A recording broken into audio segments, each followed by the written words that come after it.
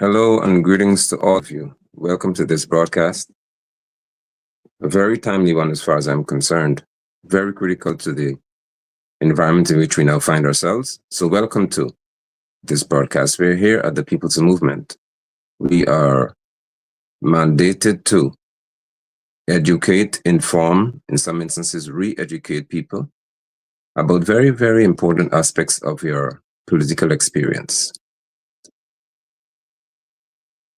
I'm aware of the fact that many of my Guyanese brothers and sisters, enemies and friends, function in a zone of ignorance that is bothersome. As a result of this, it is imperative that I speak to matters, and thereafter, if people or individuals still choose this, in this case, it will be a choice to speak ignorantly and, quite frankly, stupidly, then they have no excuse. As you join the broadcast here on Facebook and also on YouTube, please indicate to me whether you hear me clearly and you're also seeing me clearly.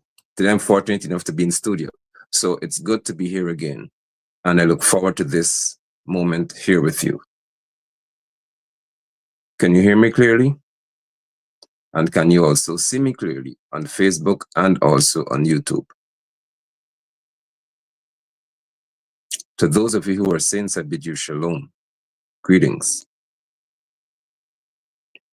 This is an educational forum. I know that the budget is being presented today, and we would speak to that as well. Thank you for the feedback, Nicholas. So both Facebook and YouTube seem to be fine in reference to the quality of our stream. I'm sure that you've heard, probably throughout your lifetime, about this notion that politics is a dirty game. Have you ever heard of that terminology? Politics is a dirty game.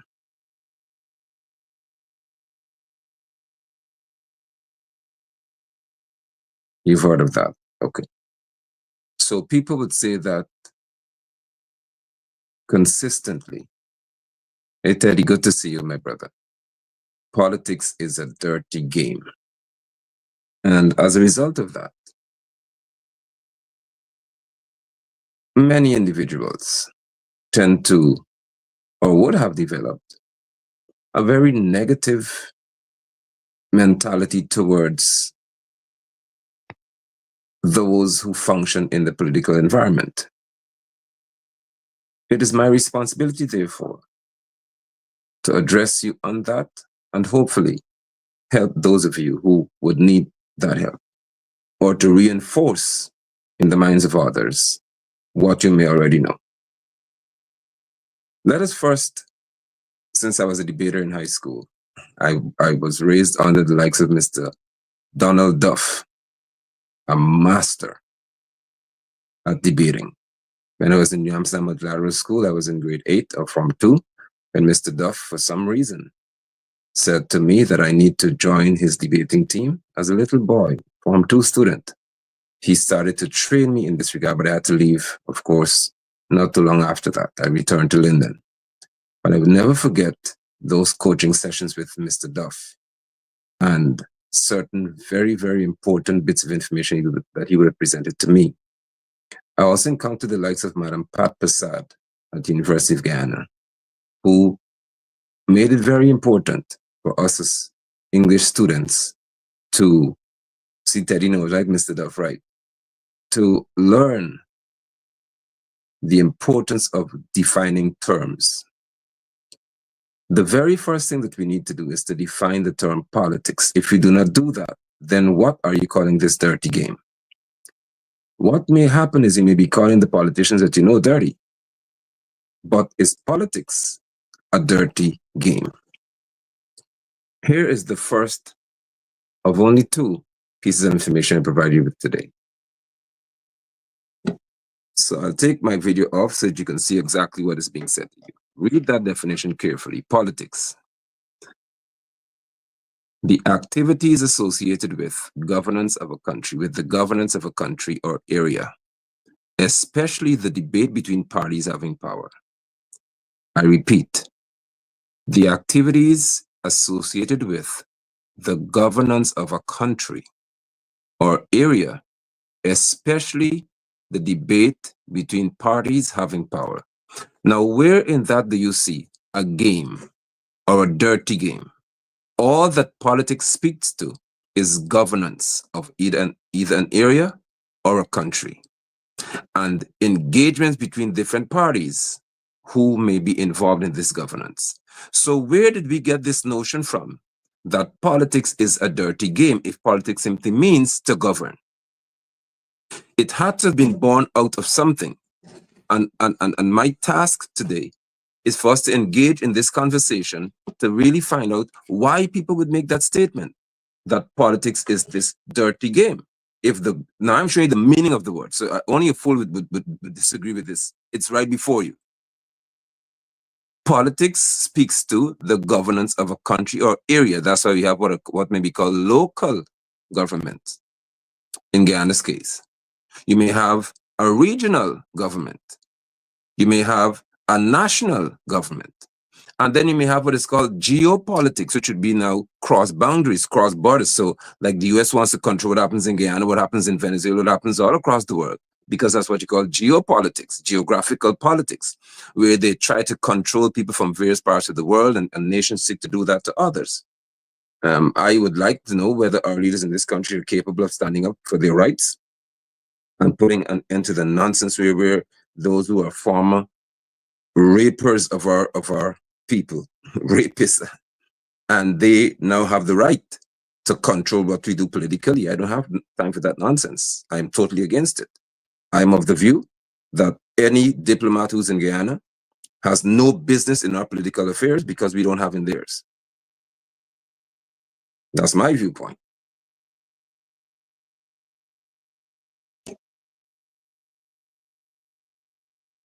So what could have caused individuals to arrive at that conclusion, that politics is this dirty game? It came from the people involved in this act of governance. Politicians, in many instances, across the world, are known to be extremely dishonest people. They will tell you that if you vote for them, they'll do something, and then they do the exact opposite.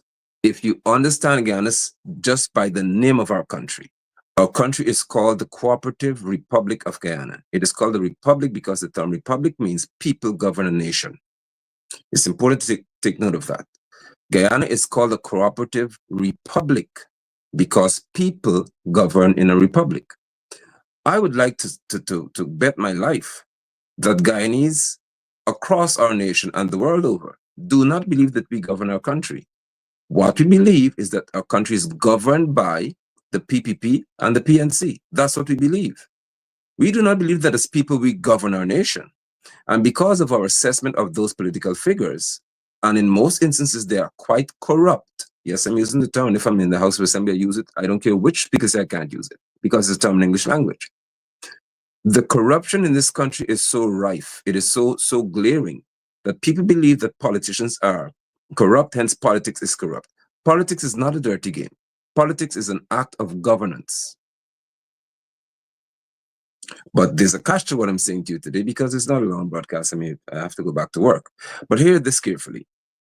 If people are forming the opinion that politics is a dirty game, but yet in the hundreds of thousands, in terms of numbers, they go out to vote. Let me get this straight. You are therefore saying that as an adult, because only adults are allowed to vote in reference to general elections and regional elections, you're saying then that you are prepared to vote for or vote in a dirty game? What does that say about you as a person? If politics is a dirty game, based on the definition of these people, and the same ones will go out to campaign or go out to vote or encourage you, and they get mad if you speak against their political party. So you're saying to me then that you are also a dirty person, that you're dishonest, that you should not be trusted because you support what is dirty. The things we say define exactly who we are. If I see anything as being dirty, I have no part to play in it. If I have any morals and any values of merit. But you who say politics is a dirty game, yet I see with your red shirt or your green shirt or whatever it is, and you stand and you want to defend the PPP at all costs, but yet politics is dirty, you are dirty, you are dishonest. And at this people's movement, what we do is we tell you the truth. If you choose not to support or to lend your service of any sort or your voice to it, so be it.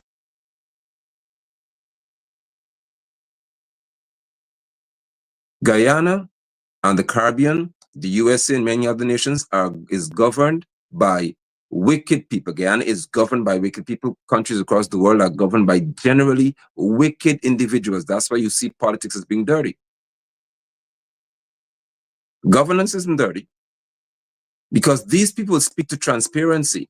For example, in our electoral case, they speak to free and fair elections. And then they don't want to make the elections free and fair by simply having biometrics included, where every person, your biology, your hand, your fingerprint, your eyes, whatever it is they use, that is a means of determining exactly who you are.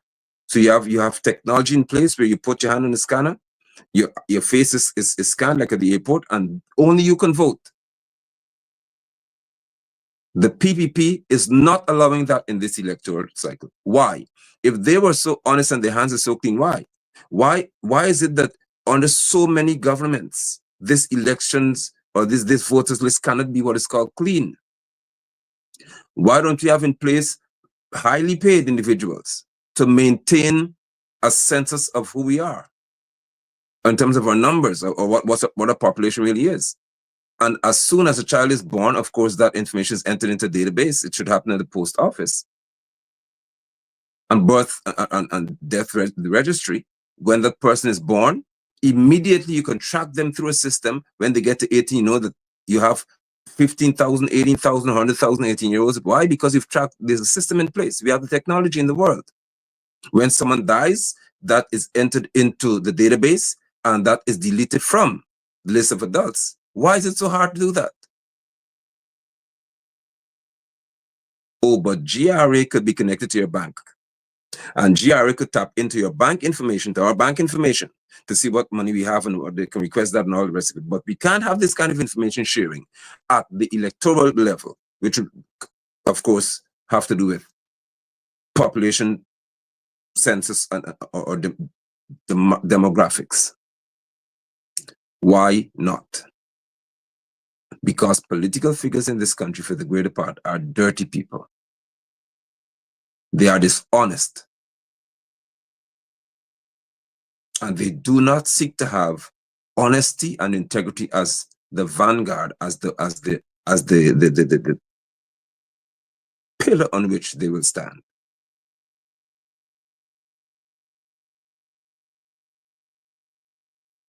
So the people who then would say that I am involved in politics and I should not be involved in politics as a preacher. So I'll speak to that as well today. Serving in a political arena, even as the president of this country, is not a promotion for me as an apostle of the Lord Yeshua. The highest office I can hold, in reference to a gift, as a matter of fact, is that of an apostle of the Lord Yeshua. He doesn't get higher than that. There's none called a chief apostle apart from the Messiah himself. So all you chief apostles, get out of my face. You're absolute waste of time. The scripture speaks to one chief, and that's the Messiah. Nobody else.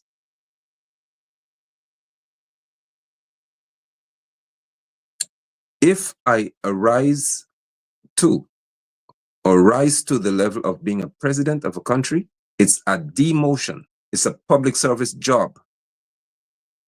When the public servants receive their salary increases, do the members of parliament not receive the same? Didn't Ali receive his 10% or 7% or 8% it is in December? Y'all talk to me, please. Come, let's have a conversation. Type your responses. Did Irfan Ali, Bara Jagdeo, well, he's given his pension, so that's more than what he received as a member of parliament. Speak to me. Did Aubrey Norton receive an increase along with the public servants? Did Anil Nandalal receive an increase along with public servants? Did we have Coretta MacDonald and all the members of parliament receiving benefits as public servants? Whenever there's an increase in public servants, they will say it includes constitutional officers. You know what that means? Members of parliament in general. That's what it means. Look at how tricky they are. They will tell you that the public servants are receiving a pay hike along with or including the constitutional officers. What does that mean? It means the legislators, those who are in the House of Assembly. Irfan Ali, being the one who's paid to be president, he receives probably the most in reference to salary increases. Because 10% of $2 million happens to be $200,000. That's somebody's salary he got as an increase. He got almost 2 times, 2.5 or so times that of a minimum wage worker in one simple increase. So how could a public servant receive increase? Ali receive increase as a public servant, but I cannot serve as a public servant in the House of Assembly or in the office of the president. Does it make sense to you? So a teacher could be a Christian, and that's a public servant. A Christian could be a nurse or a doctor. Oh, y'all love that. That's good tithe for y'all, the old robbers and your criminals. Right. When tithe is food, you eat tithe. Tithe is money. Tithe is always food. So you boast of having doctors in your church and they're public servants. Or you can be a magistrate. That's a public servant. Oh, but there's no way that a Christian, as you define it, can be in the House of Assembly because they're no longer public servant. The post of the president of this country is that of a public servant. He serves the public. He is a constitutional officer because he has to sign things into law, what you call send them into law, sign bills and so on and make them law. So may I please submit to you that it is nonsensical, it is ignorant to suggest that one who serves in the House of Assembly is not a public servant, because it's actually contrary to our Constitution and to truth. So my going into or functioning in the political affairs of my country has nothing to do with whether you're Christian or not Christian. If you ask me, you should be more involved. I'll give you an example. The likes of Mr. Cleveland Thomas, a former head teacher. Mr. Thomas goes out into his community. He would look at the roads. He would make videos of the same. He would speak to that which is affecting him in this community. That's politics in the context of him being involved in the affairs of his community, of an area. When the lights were not there, one man ensured that Fort Corner and those places got lights. That's the quality of people we want in our society. Those who understand. Mr. Bissoon, a businessman in Cariveton, went to NIS because he's a pensioner. I saw the video where he was showing, look, in reference to this $100,000 foolishness they're behaving with, look at how you have old people sitting outside of NIS. Old folks in the sun waiting for $500. That's politics, where he spoke to an act of governance that's affecting his people. I find it alarming that there are those in the church who are commanded according to scripture to defend the cause of the poor and the needy, and they say that they cannot function. They cannot speak to political matters. They're afraid. But now you see some of them popping out to go meet with Norton and so on. Yeah, that's good. We had experiences with some of them. Remember the one who, the lady who said she received statements of poll from one of the 2 big or major political parties and couldn't say who gave her opportunity today? Why you cannot say who gave you some of the simplest statements of poll? She's supposed to be the godly one in the whole set. I think Jordan was the name. And she's supposed to represent righteousness, but cannot tell the truth.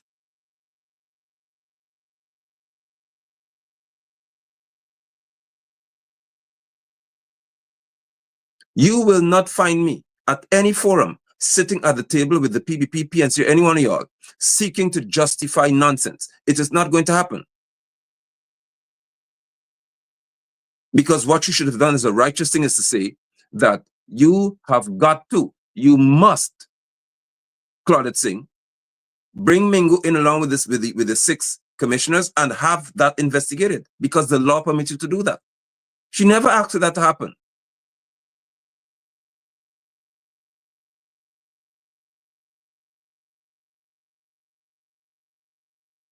Prek is asking a question. I don't really have time for much, but I'll speak to it.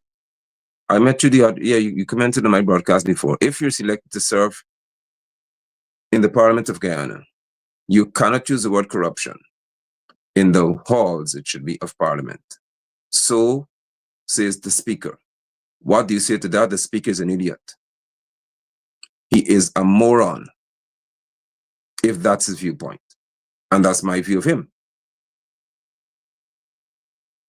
Because there cannot be an anti-money laundering act in Guyana, which speaks to preventing corruption, but you cannot use the word corruption in the House of Assembly. Because what the Speaker doesn't want to have happen is for one side to look across and say the PP people that you are corrupt. And the USA sanction a government official for being corrupt. So how do we discuss that in the House of Assembly? So I said what I had to say. The Speaker of the House of Assembly in Guyana doesn't deserve to be there. How many votes did Manzuni receive? According to the culture of the House, the Speaker of the House of Assembly does not receive 2,000 votes and become the Speaker. The Deputy Speaker is even worse. She shouldn't even be there. Because she did not even receive 900 votes if possible. I may be wrong, but I know she didn't receive 9,000. Her party did not earn a seat in the House of Assembly. It became a joined situation where 3 parties got together and agreed we're going to split our time in the House of Assembly over 3 years or 5 years or whatever. So you have a speaker who was disqualified based on the basic protocols of a speaker being appointed. And then you have a deputy who shouldn't have been in the House of Assembly. And the PNC, APNU, AFC, you are there allowing this nonsense to proceed. Who could tell me in this country I cannot use the word corruption in the House of Assembly and people accept that? Or people go in and try the best not to use it? Get him out. There'll be no assembly. It's that simple for me.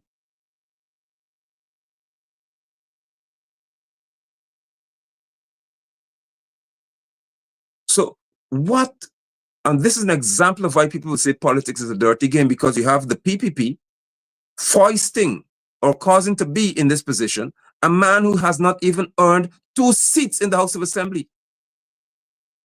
But yet he's the speaker.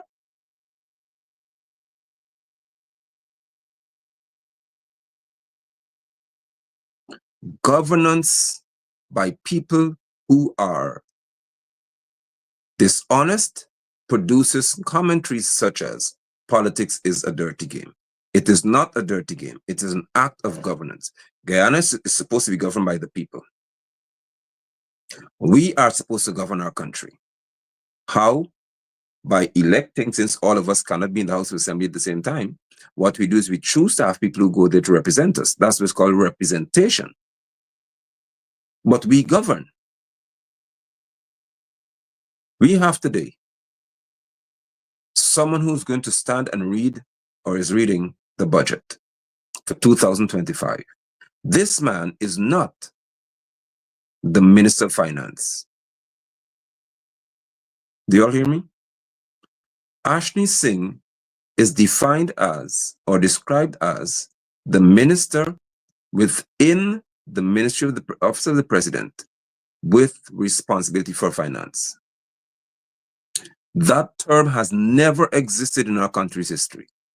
It is corrupt. It's an act of corruption, because if you do not have a Minister of Finance, then in relation to the Natural Resource Fund Act, he cannot be held and put in jail.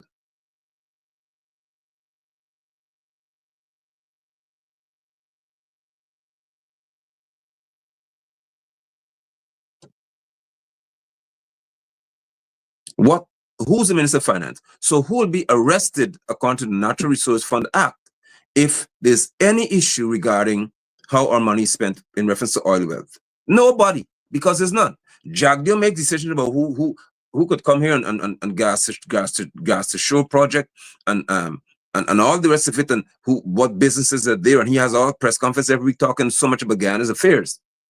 But he's not the Minister of Finance. So who is the Minister of Finance? There is no portfolio in our constitution that speaks to a senior minister in the office of the president with responsibility for finance. It is corrupt. Do you know? Did you not see? If you go into the Bank of Guyana, which I did,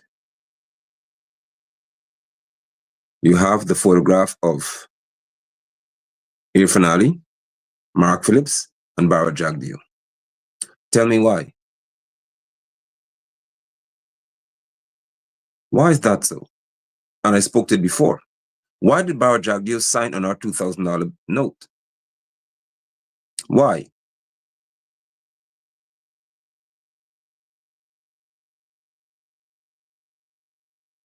Let me show you another definition before I leave you.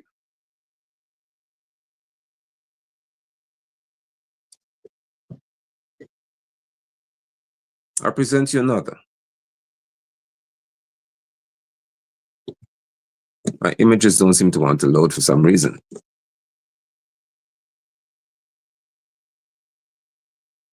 Let's see if it loads. Okay, good. It's there. All right. So what is the simple definition of politics? So I want to reinforce the point. Politics from ancient Greek, politica, means affairs of the cities, affairs of the cities. It is set, or is the set of activities. Politics is a set of activities that are associated with decision making, with making decisions in groups, or other forms of power relations among individuals, such as the distribution of status or resources. Politics speaks to activities associated with decision making, governance of people. How do you relate among individuals where you have authority over them? That is all there is to it. So I don't know where people find this whole notion from. Actually, I do know. It's based on experience. But we here at the People's Movement will not allow ourselves to be dragged into nonsensical conversation. The politics is a dirty game. We have to ensure that our hands are clean when it comes to electoral matters, that our hands are clean when it comes to judicial matters, our hands are clean as it pertains to governance in this country.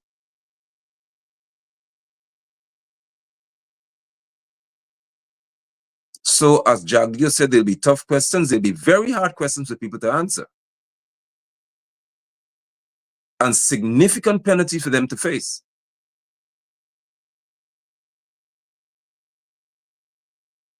Because you cannot have an act that speaks to the Natural Resource Fund and the penalties that a Minister of Finance will face if he does not function as he should. But then there's no Minister of Finance. So the PPP has to tell us who is the Minister of Finance. They must do so.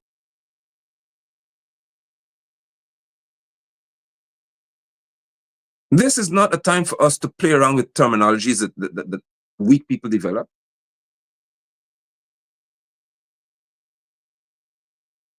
I have seen the slope, the downward projection of our nation, and the corruption among political agents, many of them. And for that reason, we have to take a stance, a united stance, to deal with these people. You have to do so.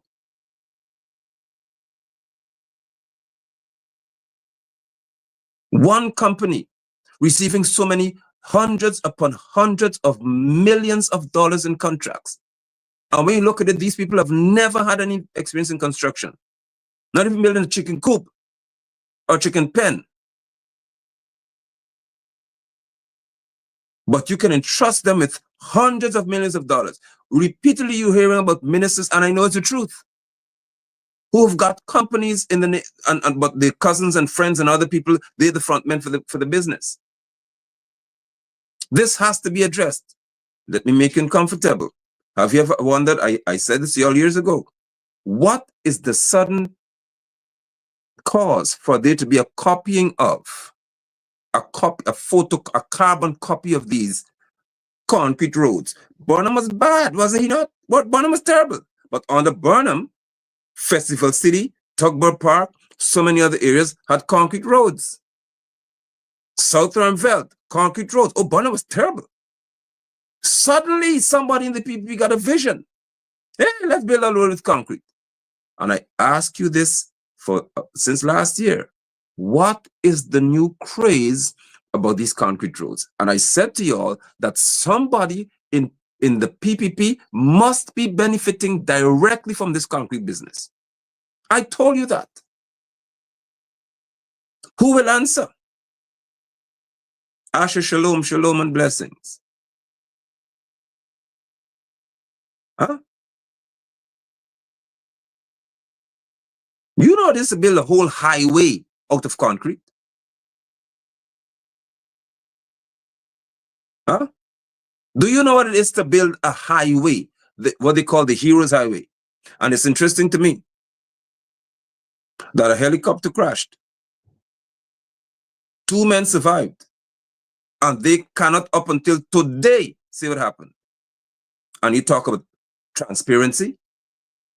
It is normal for such a heroic experience for people to, you will be all over the news. There'll be movies made about these 2 soldiers. There'll be so many, maybe CNN will come in, ABC, Caribbean News, so many agencies will be after these 2 young men to tell their stories. You can't talk. They cannot speak. This is the first time I know somebody could survive a deadly helicopter crash. Nobody could talk. A helicopter with so many repeated forms of safety could slam into a mountain, as they said, and nobody can talk.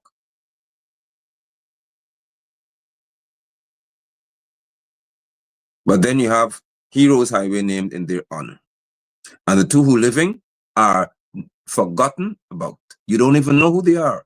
You don't remember who they are. The names are not mentioned in any circle. They're not promoted to any rank of repute in the army.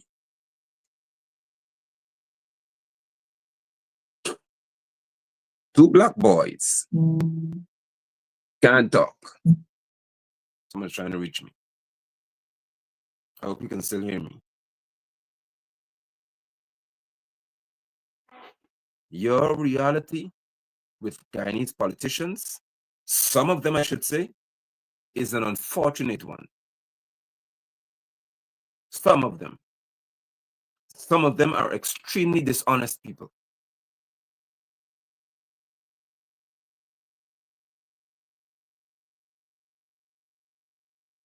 Oh, this is good. Yes, sir. Look at this one. Rafiq is come to defense. Guyana does not have enough asphalt to pave roads. That's why you have to build concrete roads. Are you okay? You sure you're all right? Rafiq, what makes asphalt? Do you know?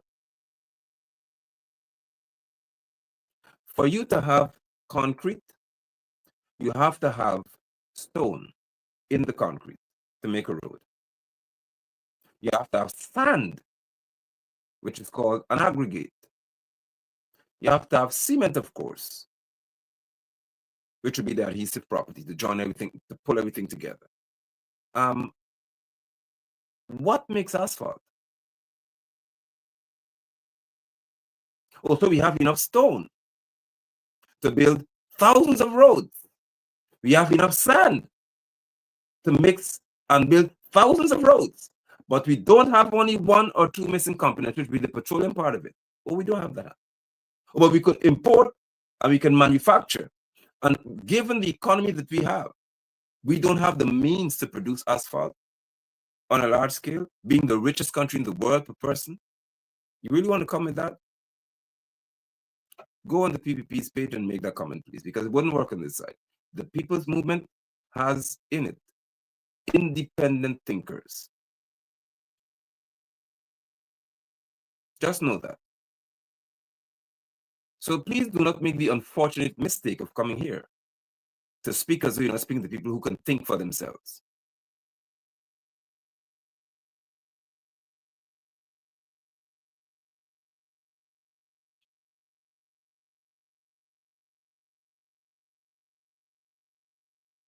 Guyana is cursed with many dishonest political figures. It's a curse.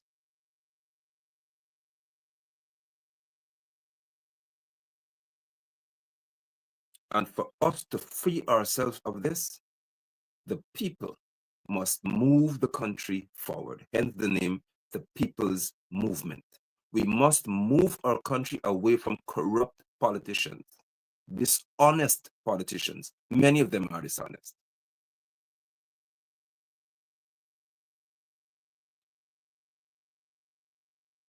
John Thompson, I don't think you get my point yet. I'll post your comment. I will disagree with you, Mr. London. Concrete is preferred, the preferred material. All right. They build roads with it in tropical climate. It lasts longer. Let me make the point for you again, sir. Burnham was terrible, right, John? Burnham was bad. You don't repeat anything Burnham did because Burnham didn't have sense apparently according to the PPP. But suddenly, somebody got an idea that we could build all these roads with concrete. Even asphalt roads, you decide now, you cut it in half and build part. If it has to be repaired, you just put concrete there. I'm saying to you, don't miss my point. The decision to do it has nothing to do with what's the preferred material. It has to do with who is benefiting from the whole process. Don't miss my point. I will not allow you to miss my point. Who benefits from the process? The PPP would do nothing unless one of them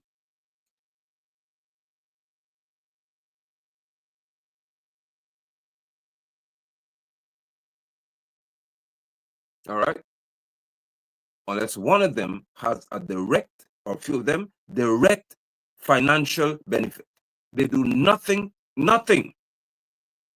without that being at the forefront of their minds. Let me pose just a comment for you.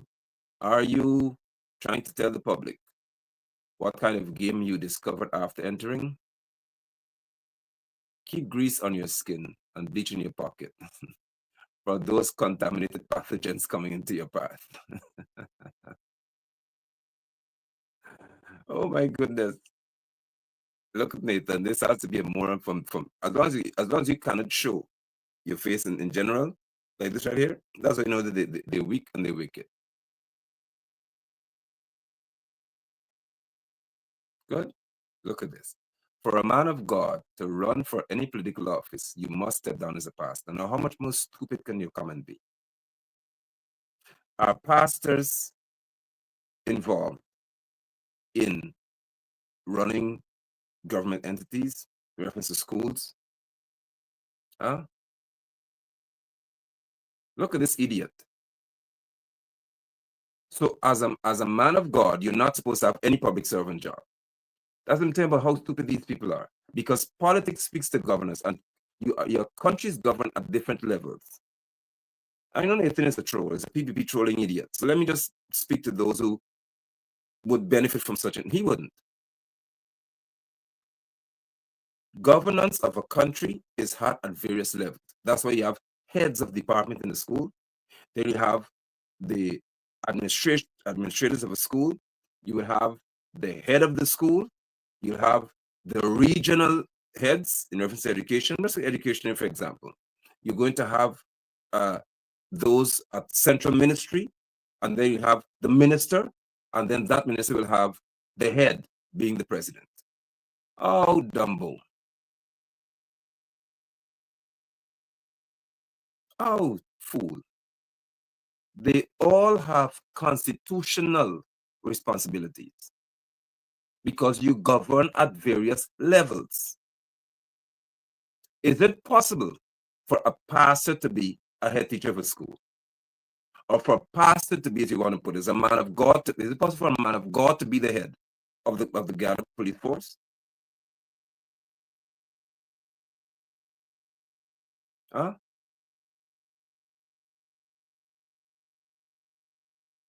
If anything, Guyana needs man of God to be in the forefront, to speak boldly, publicly, courageously, passionately to the wickedness in our country. That's what you're lacking. And that's what you're not accustomed to. You're not accustomed to a man of God coming to the front and say, listen, y'all are wicked people. And you're corrupt, you're nasty in your behavior. Oh no, man of God don't do that. Oh, Jesus loves everybody. That's your man of God. This one right here has an interest in our children's well-being. As we speak, for example, the Watukude Primary School canteen is being refurbished after decades. Why? Because I am the chairman of the PTA board, the president of the body, the PTA executive for the school. I love them. They were not afraid. We locked the gate and said, fix these things. The canteen is being fixed. As I speak, it's being repaired, renovated. Oh, a man of God is not supposed to lock the gate. That's what some of them said. You're a man of God, how can you lock the gate and protest? Men of God don't protest because your pastors are chickens. That's why they show you they're weak men. They're scared. Fool. So King David in the scriptures was the leader of Israel, a king. That's politics. David, your psalmist, and you sing his psalms in church, can know you're wicked people. How can you sing the Psalms of David or David, is this the right pronunciation, but you cannot be in governance? As I say again, functioning even as the president for me is not a promotion, because the highest office I can hold, office in context of a discussion, is that of an apostle of the Lord Yeshua. That's the highest rank you can get to, as in reference to my faith. Anything else? That's public service. That's public service. Teach him, teach him some sense, please. Teach the creature who hides. Scripture records, when the righteous rule, the people rejoice. That's what scripture states. When the righteous are ruling, the people are happy. Corrupt people don't make you happy. And since I'm here, let me speak to why people say politics is a dirty game. This cash grant story, you see what's happening with it? There are old people who would show up to one place, NIS, for example, to receive their checks, because many offices in NIS have checks to give to the old people. Then they told, no, let the region do it. When they go to the region, no, let NIS do it. And they have our old people, 90 years old, 80 years old. Some can hardly walk. Some are taking taxis to go out to get the money. When they look, they have no money to get, because it's where they get in the money. That is what is a dirty game. When politicians have to come and give a speech before they give you a check in your hand for what is right for you, that's a dirty game. That's a dirty game, because they don't want to do what's commonsensical, which is to simply, the common sense approach, I should say, which is to simply deposit people's money directly into an account. How difficult is that? Pensioners, those who are shut in, and others can make application to be paid directly into an account. They don't want to do that, because they have to give everything the PP has to give, has to have a speech attached to it.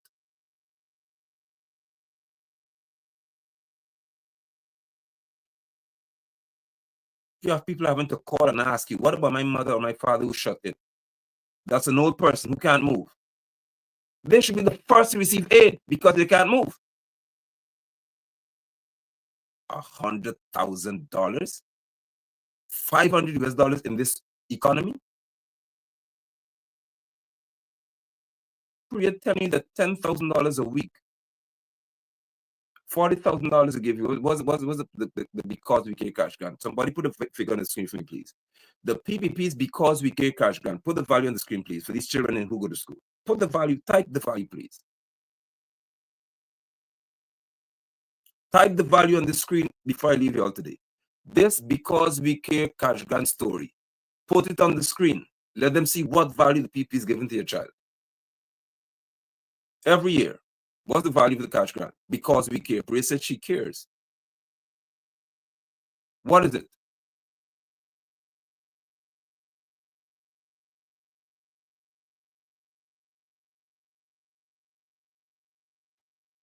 And then I'll move on and close. What's the value of the cash grant? $40,000? Oh, say the truth. Say the truth, Anita. Say the truth. Say the truth.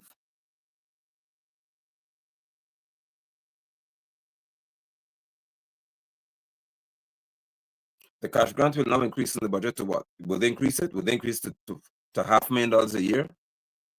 To $800 to $160,000 a year? What is the value of the cash grant for these children? Because we care. I'm asking a question.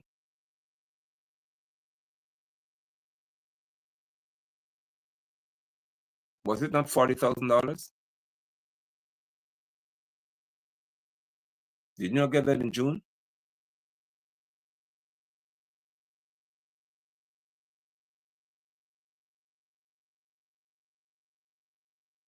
What is dirty? What is dirty in politics? What is dirty in politics is when people will try their best, as they're doing with us in the People's Movement, to say, listen, look, Jason, is that a figure for the year? Even if they give you $40,000 per term for your child, do you all understand what it costs to maintain a child in this country? Huh? Look at the value. Because we care. Oh, yes, we care so much, we give you $40,000 for your child for the year. And you say, oh, they care about us. Guyana, based on the number of people we have in our country, is wealthier than the USA, as I speak to you. Based on the resources we have, based on the number of people we have, based on the economic growth of our country, we are now wealthier than the USA. The USA does not give a child $200 a month, a year, as a matter of fact. Now, which political figure in your country could be okay with giving you $40,000 to give your child in reference to offset school expenses in this kind of economy in which we live?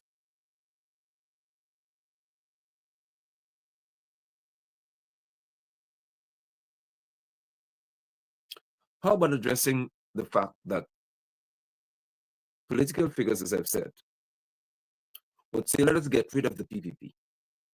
And I asked APNU AFC, I asked anyone of y'all the same question. Then what?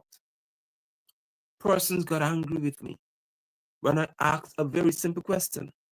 You get rid of them, then what?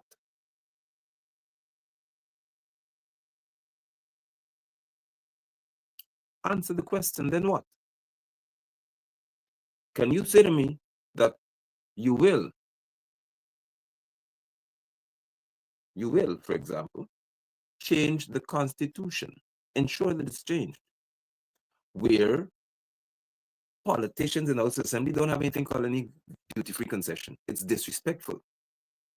Reduce the duty on all vehicles. Do that. Why must the Guyanese pay 3 times the cost of one car to drive it when it gets to your country? It is very stupid. It's criminal, if you ask me.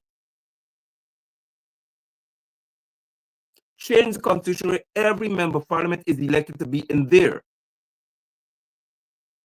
Would you do that? So if nobody be elected from this and put in the House Assembly, you have to earn your right to be there and represent your constituency. Change the Constitution to where we're going to see in the GRE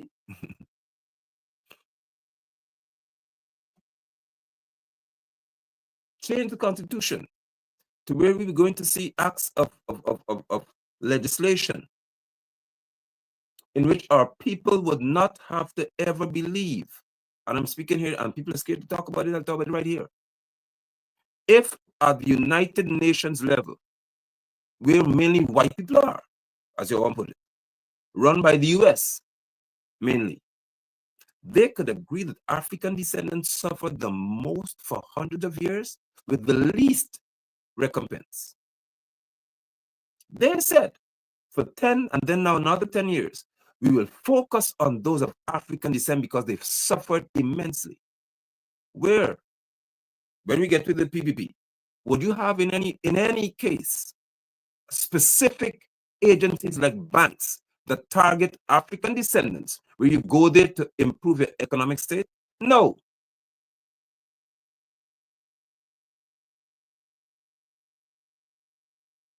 When Jagyo could tell us that he has no problem whatsoever with giving contracts to those who are known to support his party. This man has run out of shame.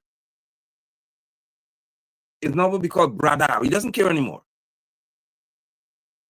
But Valda was terrible for saying, ensure you get PNC people work. You still have how wicked these politicians, that means how wicked they are.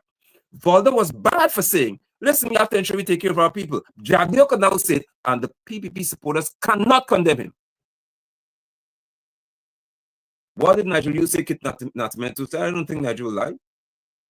That you can't even consider talking about renegotiating the oil contract now because it's an election year. What does that tell you?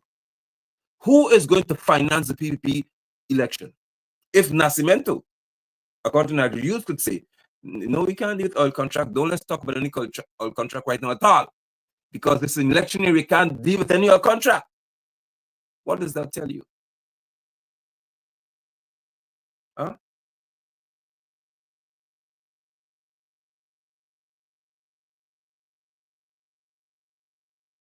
So the questions that are circulating about collating, about joining forces with other groups,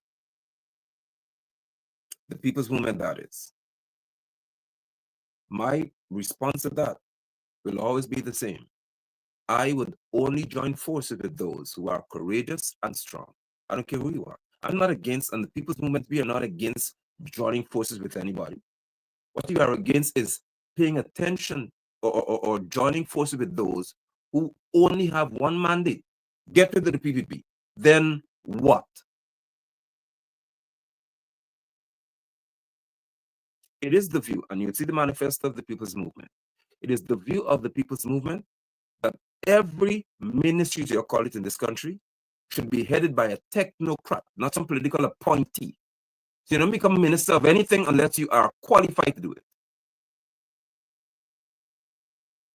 Do you understand what I'm saying to you? So the Ministry of Public Works, for example, will only be headed by an engineer or someone who knows about procurement or project planning. Nothing else.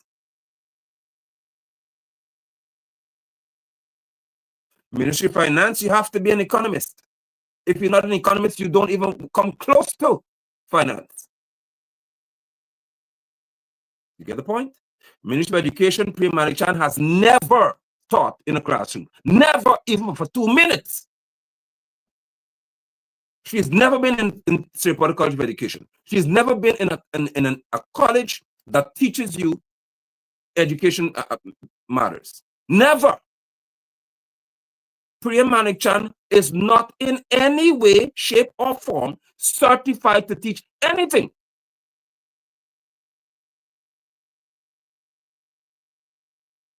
She would be considered an untrained graduate. That's her post. Untrained means she's never had training to teach, but she's a graduate because she has a law degree. And she's a Minister of Education. We are of the view that only those who are qualified in reference to technically so should function in ministry. Nobody else. Do you all agree with that? Does it make sense to you? Does it make any sense to you?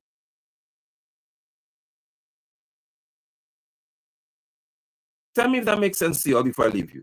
Does it make sense to you for you to have in every aspect of our society those who are qualified to function in reference to ministries or ministers as ministers?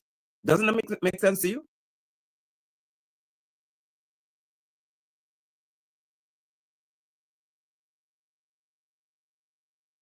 You want to function in natural resource ministry, then you have to be a geologist or a geomorphologist.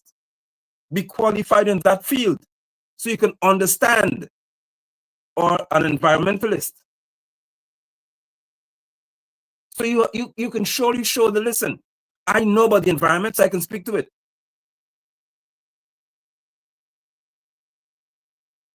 Ramson is trained, well, we claim to be something with petroleum and is Minister of Culture, Youth and Sports. What sport discipline has Ramson mastered?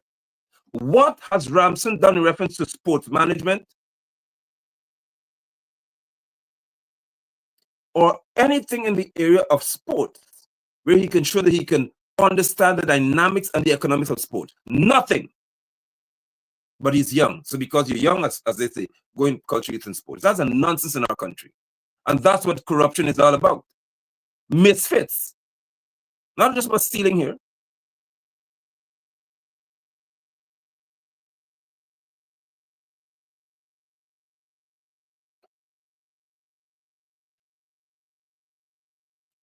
The entire nation must be governed by those who are qualified to do so.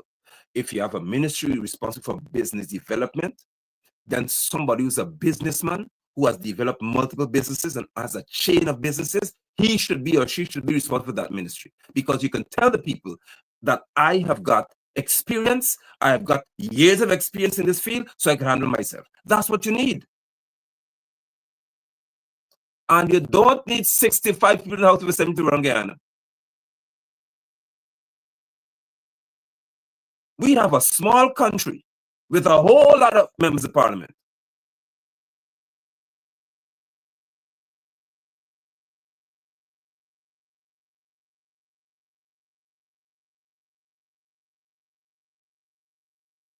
No. So to clean up this dirty game image that many of you have, we have to clean up what politics is all about in our country. We have to clean that up. We have to fix this nonsense and address the fact that, first of all, we speak as though we are informed and educated. So you speak from an informed place, from an informed platform. You will speak not as an ignorant person. You speak from a place whereby you are not speaking as if you have no sense.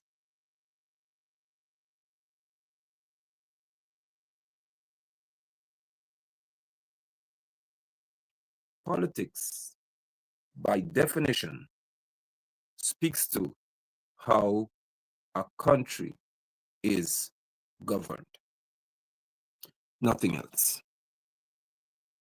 That is what the term means. Activities associated with governing a country. That's what politics is. With that said, as always, we are looking for independent thinkers.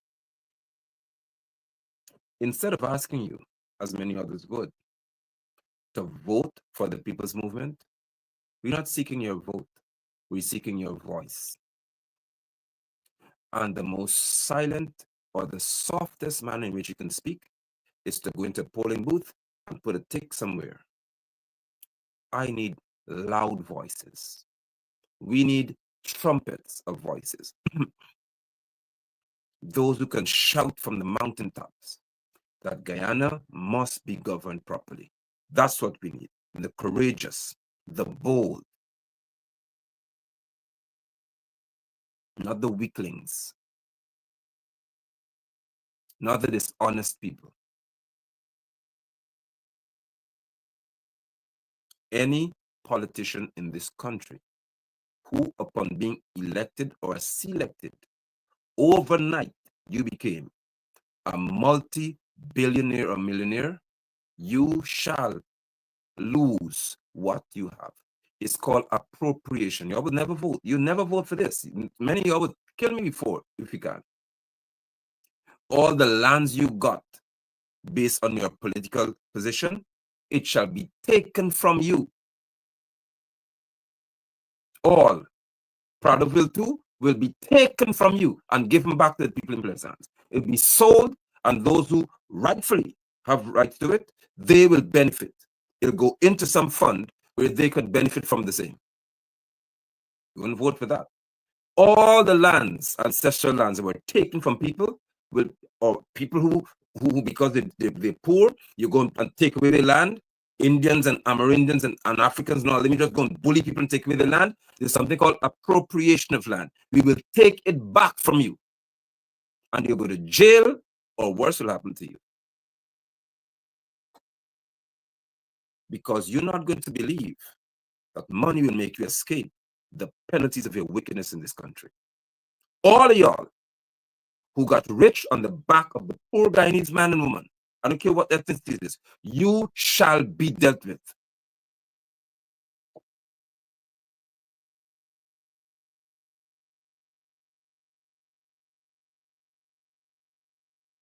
You will be dealt with. Some little poor old Indian woman who cannot afford attorneys, you could just barge in on her land and take it from her and build what you want because you have power. It will be taken from you.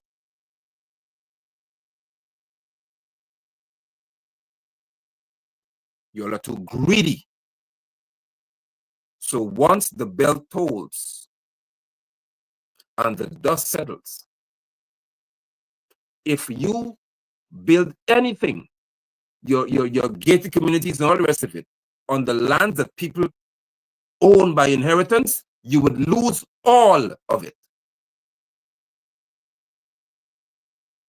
And you will give an account as to how you arrived at all this money within a short period of time. Your grandfather give you land, that's how you build a mansion. Your grandfather, who never had anything, give you a whole big mansion. One of them said in Hoyt's time, I think it was just after Hoyt Chetty's time, that her family sent barrels. Who could send barrels to build a house? How stupid. Who sends barrels? So you send all the concrete in barrels? Jail. And if anyone suffered pain to the extent where they may have had a stroke, they're hypertensive, or something happened to them, they were in grief and they died because you ill-treated them and took away their land, your life shall be required of you. Just know that.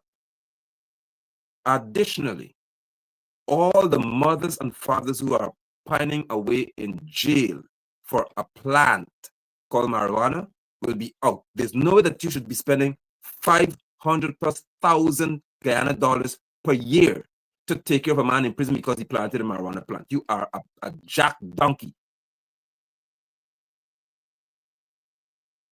There'll be nothing called this foolish law that you cannot plant marijuana. It's a plant. It's not a zombie or a demon. And you got young men and women panicking. They have the children are running the street with no father, no mother. Because of a plant?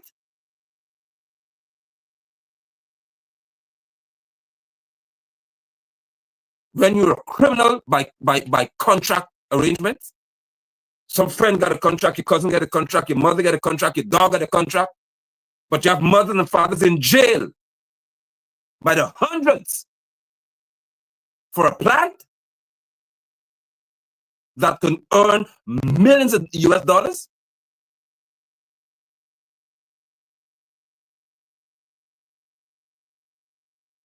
Now you have to be kidding me. You have to be joking. The earth is Yahweh's, and the fullness there of the world and those who dwell in it. All things were made by him. And when he made them, he said it was good. So how is marijuana bad? When he made the plant called cannabis sativa, he said that's good. He didn't say it's bad. And this is directly connected to our African, to our Rastafarian religion. And you attack a man's religion? You must be crazy or what? Oh, this isn't the man of God. Yes, I said it. Because it's stupid. For me as the taxpayer, for my money to be used to feed some other father in jail, $500,000 per year or more. But alcohol could be purchased. Let me talk. Loosen, let me talk, please. Alcohol could be purchased and you drive drunk and kill people. Alcohol could be bought as long as you're 18. Drink all the liquor you want. There's no limit to it. There's no limit to it. Because you know who likes to drink and get drunk and wind up on one another.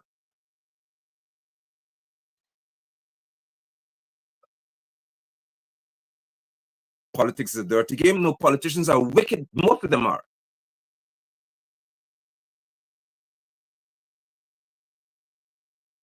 You could drink all the rum you want. But weed is a demon.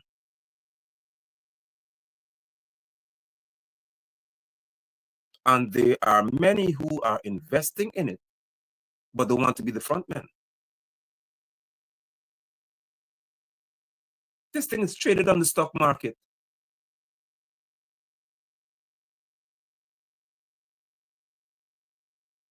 So Delroy presents his medical perspective. I believe smoking it will damage your lungs. Well, smoking cigarette doesn't damage your lung too. Why don't go to jail for smoking cigarette?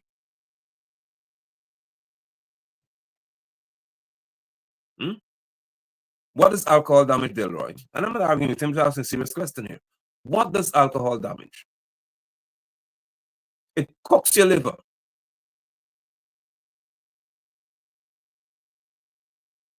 Alcohol, excessive use of it will kill you.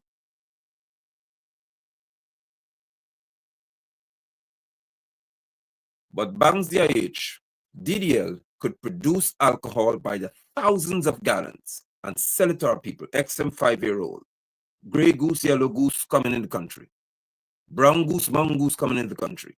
But you cannot plant a naturally occurring herb that has a high value on the world market. Hell no. Let the people go free. Boil it and drink whatever you want to do with them, saying to you that nobody should be in jail for a plant. If you ask me, jail those who make rum for people to drink and die on the road.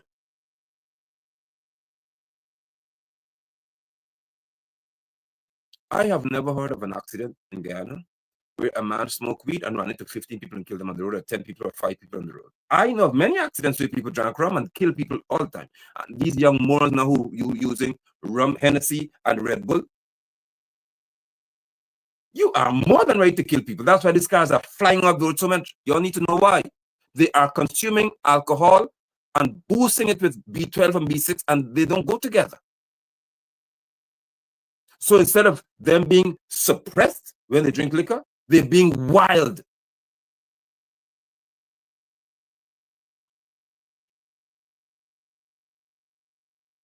And you're all okay with that? There should never be anything called any law in this country where people are in jail for planting marijuana. I have said it, and if ever you give the people's movement an opportunity to represent you, it will be removed. You give me 24 hours to leave this country, I'll lose all them out of jail and tell them, listen, go back to the farm and plant more weed.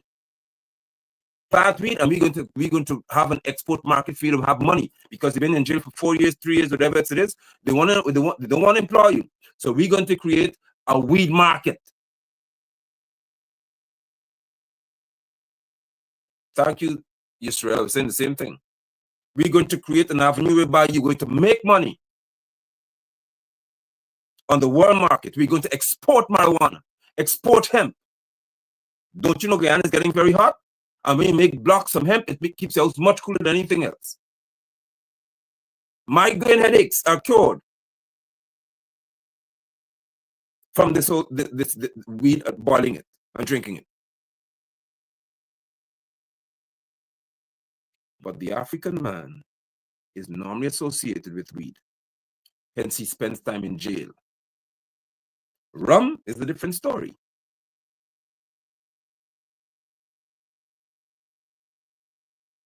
Politics is not a dirty game. Many politicians have dirty hands, and that has to be fixed.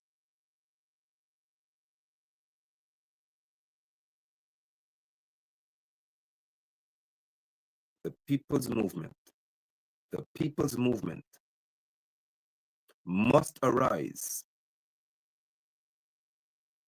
with courage, with strength, and with tenacity to show you a different Guyana.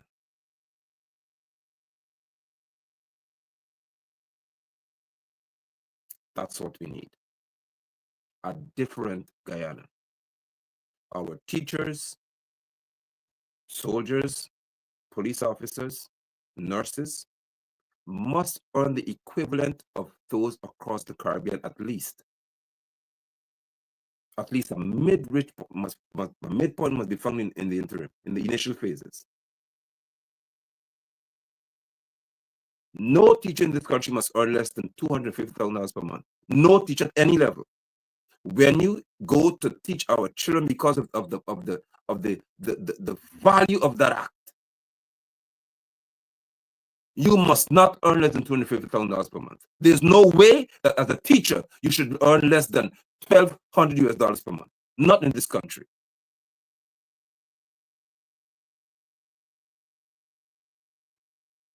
There must be a different Guyana. Or policemen must be so highly paid that they don't even think about being bribed. And if you're caught taking a bribe as a police officer, you will be in jail. And you'll be made to do hard labor. Because you must have dignity. And your dignity must be restored to you based on the salary you earn. If policemen in the States could buy houses, cars, and live comfortably, or policemen must have to take a bribe for me to have a car. Our nurses, you care for the sick. You care for the poor and the needy. Why must you be walking to work? And you can't afford a house. When nursing, you're supposed to pay $80,000 per year.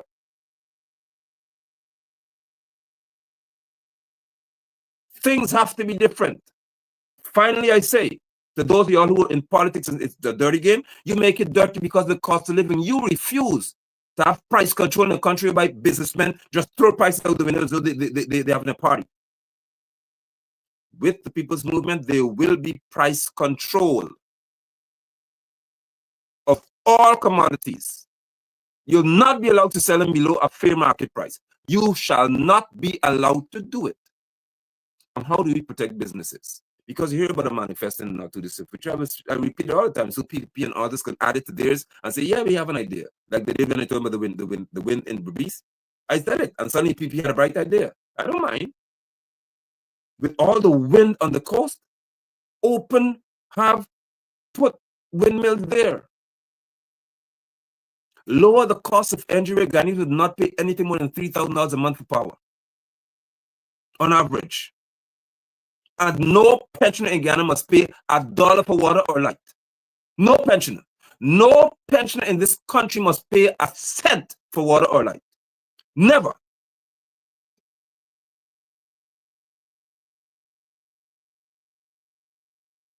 Price control is critical because you are sick, you businessmen.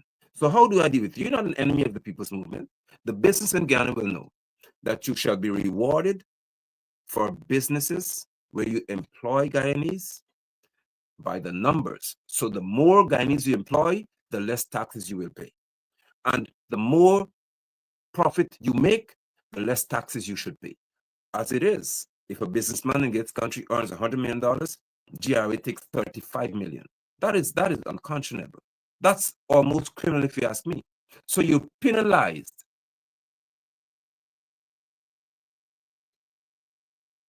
Oh, Leon is here. Good to see you, Leon. So you are penalized for being successful as a businessman. Here's my arrangement or my proposal, being the leader of the people's movement. There should be a flat tax, let's say 15%. Flat tax. You pay no more than that. The small businesses will never pay 15%. So the mega businesses in this country, including ExxonMobil, must pay 15% maximum. That's it.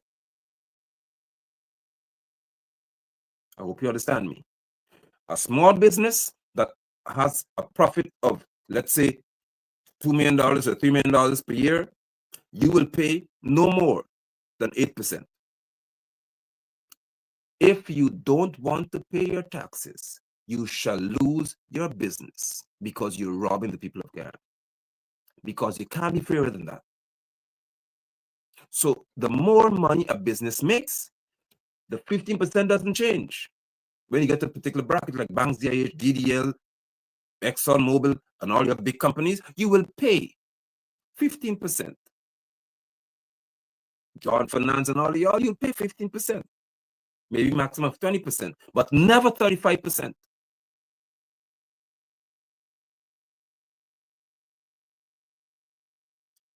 If you do not employ Guyanese nationals, you shall pay a higher tax rate because you must employ Guyanese nationals.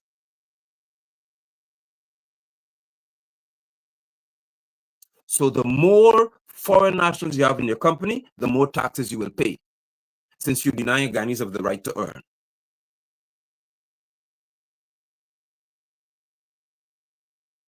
Does that make sense to you all? Let's have a conversation, please. Does it make sense? So we'll have a night which we will call manifesto night. We're representing to you the manifesto of the people's movement. Education, sports, business, as I just said to you. Look at how simple it is. So there'll be no harassment of our businessmen. You want to kill them, choke them. The more money they make, the more you want to grab them and choke them and kill them. When you hit $3 million, I think it's something called property tax you have to pay. So when you're successful and you aspire to build great things in this country, they jump down your throat at GRA and want to half kill you. Because that's the law. It has to change. It has to change. We must reward success among Guyanese. Don't penalize them. So businessmen, you're not my enemy. You become an enemy when you want to gouge and raise prices to kill people.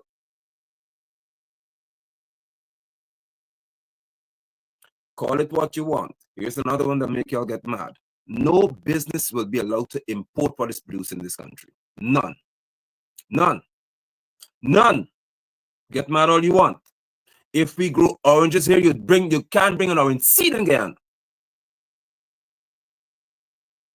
If tangerine grows in Guyana, you're not importing it.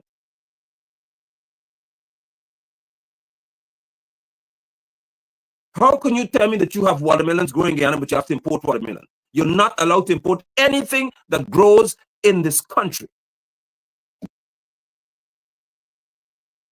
Protect the farmers. How are you importing beef when you have cows in Guyana?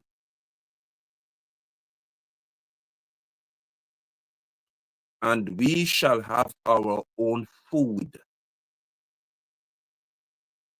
We shall monitor chemicals being used in plants because you're not going to kill our children.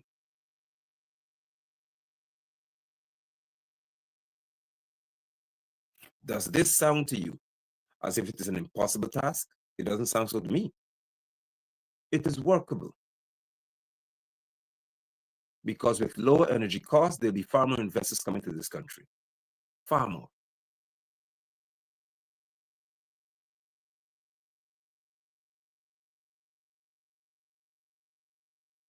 Thank you, Wayne. Thank you, Mr. Caesar. I'm so grateful. Thank you very much. We can have healthy discussions about what should Guyana's experience be, which is a different Guyana. There should be a different Guyana. I don't have to go talking about, oh, we create 50,000 jobs and 80,000 jobs. You don't have to say that because it's a mimic and a foolish thing, a gimmick and a nonsensical thing to say. What I do know is that as Guyanese businessmen have less stress and burden of taxation and duties to kill them, they will automatically have a higher workforce. This is basic common sense.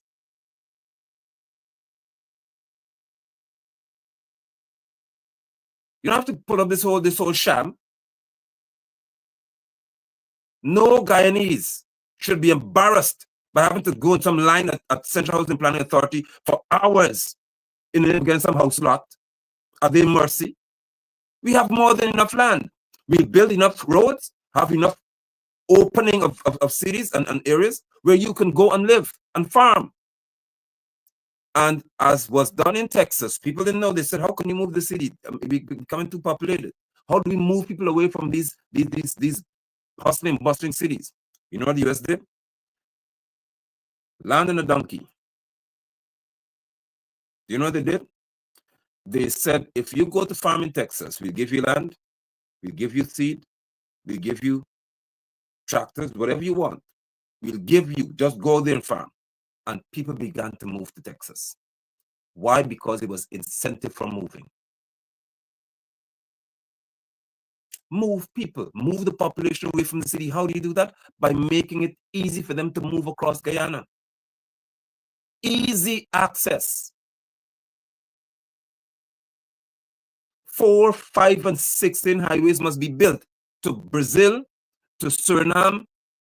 Listen, they must be able to pass through our country easily.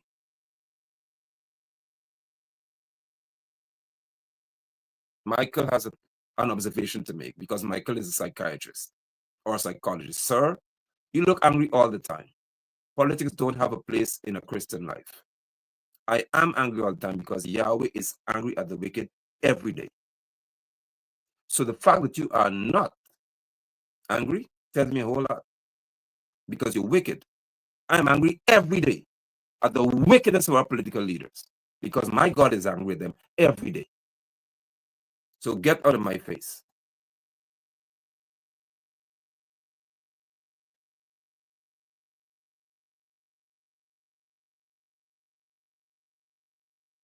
Our businesses must not suffer.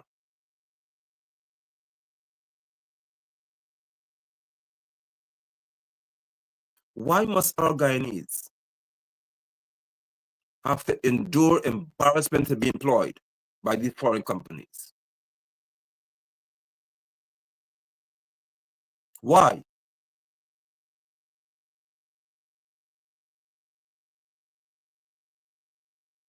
And pay them next. I heard today that both sides contracting some work to people. And I'm supposed to visit, so I will know what happened. But a young man said he's paid $6,065 a day. Come on, man. How could that be even fair and conscionable? We need to get to the bottom of this.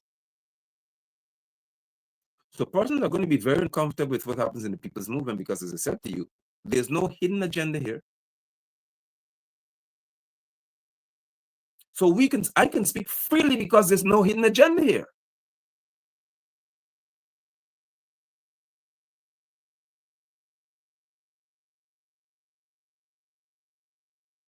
Our brothers and our sisters must be free. Businesses, I say again, you're supposed to have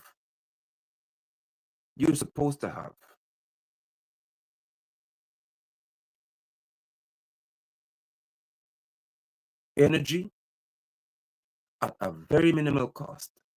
Because once you do that, there's no problem. With the housing, as I said to you, open communities, open roadways, encourage persons. If you apply for land in certain areas where you're going to plant and you have 1 year to start doing it, you move in there. House lots will not be given in places where you have no road, as I heard about Prassville, Andyville area in Wisma. 10 years have passed. 10, not 5. 10 years. And they have no water. They have to buy water in Guyana, in Linden, just in by Rizzock area. How could that be possible? That for 10 years, which means on the Granger and now on the Air Finale, no water? How is that okay? Miranda is asking, somebody answer Marcia. She joined late. Absolutely, Marcia. The people's movement has entered into a contractual arrangement with those who support us. We will represent you should you give us that opportunity.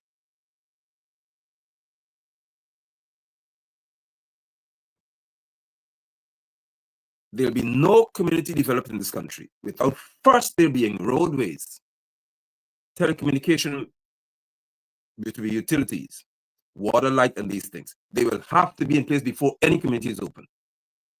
Have to be in place. No Guyanese will be embarrassed having to go to housing and beg and please give me a land I applied for 15 years ago. It is not going to happen. And there shall be no age limit to which a Guyanese can have land. We will open, develop, and build areas where from the time a Guyanese is born, you're entitled to land. From the day that you are born, you shall be entitled to a plot of land. Not when you're 18, not 17 or 16. From the day that you are born, you shall be entitled to a land, a plot of land. And there's nothing called no one house lot per family, because I know many ministers in government and members of parliament who have many house lots. So I'm no one house lot per family foolishness. We shall not limit your ability to thrive. There shall be a law in this country that no Guyanese is allowed to sell land to one who's not Guyanese. You will not be allowed to do it. You'll be allowed to lease land to non-nationals. You cannot sell land to anybody who's not a Guyanese. Never. You shall be able to lease your land, never sell it. Does that sound sensible to you? Because our lands must be preserved for us as a people. There'll be a manifesto regarding international relationships. And I can say to you with all of my heart that if Guyanese have to pay $200 for a US visa, and if you don't have it, they don't give you money back, every US citizen who wants to come to this country will pay $200 in Washington or New York, wherever our consulate is. Any country that requires a visa to come to Guyana, we shall require a visa for you to come here. For us to leave, as a matter of fact, you will have a visa to come here. Whatever you charge us, we shall charge the equivalent. What does that do? It restores respect to our nation. Guyanese will not be desperate to leave. You'll be desperate to come.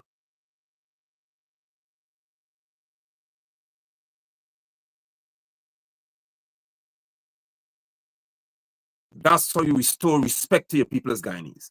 Nobody's bigger than us as Guyanese.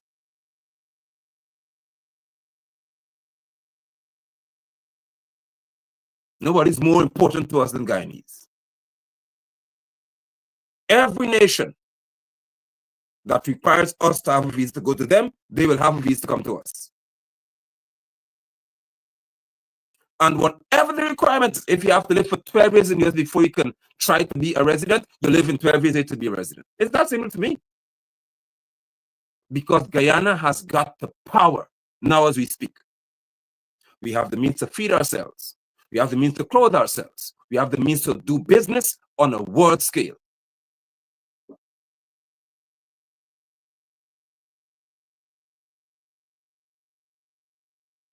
The people's movement must have a clear path to prosperity and integrity for the Guyanese people. And we have it. As I've said to you in closing, I don't care which political party takes our vision, takes our manifesto or aspects of it and mirror it as theirs. It doesn't matter to me, because once they do it and Guyanese people benefit, then fine. The job has been done. It's that simple. So you will hear more from us consistently. You're seeing me often, because I believe in the initial phases of this campaign, you need to see me often enough. You need to see my face and know who would be the person in reference to leadership. You'll see the others in reference to those who will be part of this movement and are part of the movement. They'll be coming forward. They'll be speaking to you.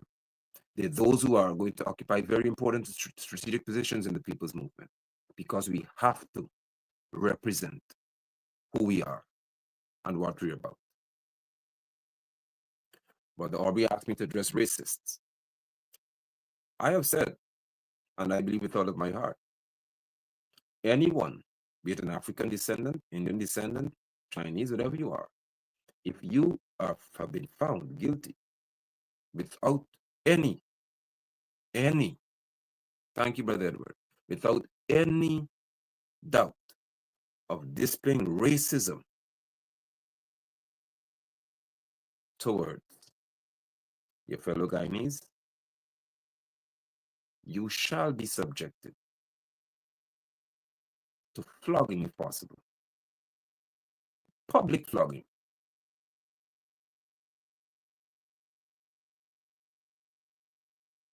And I may lobby for you to be confined to living in a village of that ethnicity that you disrespected.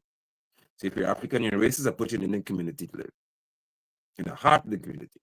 If you're Indian and want to be racist, you go in the heart of an African community, in the middle of it. Or to do some work, clean the drains in there or something for one whole year. Because racism, as you will see, it has already raised its head. See where James Bond, how many of them came out to start talking about James already? Thank you, Ali. Perfectly said. Listen to me. If there's one thing you can't be this time is afraid. The moment you're afraid of people, they control you.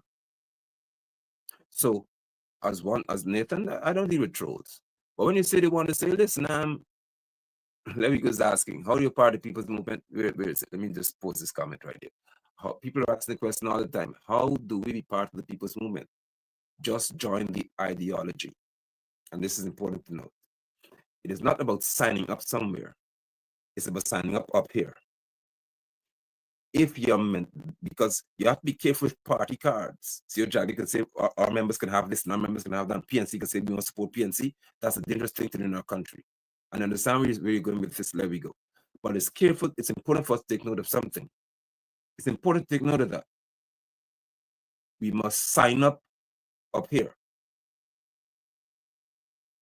When your ideology is right, you could be a part of any movement to change the nation. But when your thinking is wrong, a party card just gives you benefits. We want independent thinkers, those who understand. Now, there'll be those of you who will serve physically and in the forefront. If you say, how do you be part of that? That's different. Where we're going to have meetings, we're going to have Zoom sessions, Zoom meetings and conferences and so on. We'll have meetings in certain places we will announce to you, where we can have physical memberships in reference to signing up and applications and so on. That's different. But I don't want to promote that. We don't want to promote that culture in our country because the party card is a dangerous thing for you to have. What we must have is a mentality that says this is not a party. This is a movement. And it functions by ideology. How do you think about yourself as a Guyanese? How do you think about your nation? What do you desire to do in reference to this fight? Not struggle, fight to free ourselves from the wicked and the corrupt.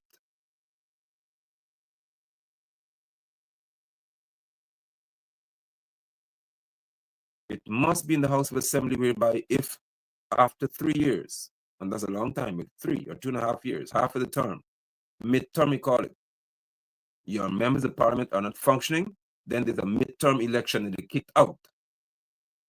So you have no 5-year term.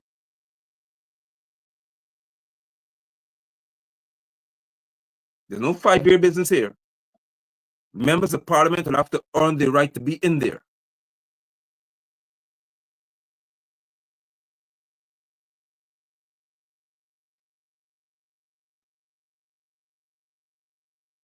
That's what we're about. We have nothing to lose, but everything to gain. We have nothing to lose, everything to gain. As the leader of this movement, I'm not entering it as a poor man. So I cannot bring to you some sad story that I was poor and I never had breakfast and I never had lunch and my mother had to feed me 1 egg a week. I have never been poor. I lived in the middle class.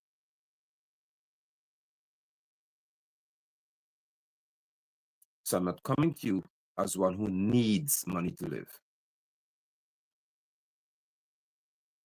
The saints of Yahweh also take very good care of me as their leader. So I don't have to struggle to survive.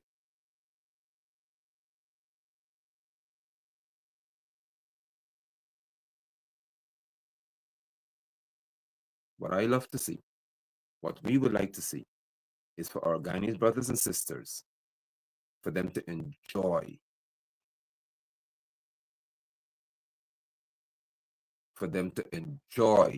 the benefits. So here's the problem. I don't know if you've noticed yet that on Sunday past, I said the People's Movement will now enter and officially begin a campaign in reference to political governance of our country. Oh, and have you noticed how many people have run out of the woodwork and began to talk about Nigel London and the People's Movement? It's important to take note of something. Oh, there's now an immense focus on this. And you need to ask yourself why. Interesting to note. But we'll do what we have to do. And together we will make a different Guyana. Do well. Shalom. Blessings to you, Sing.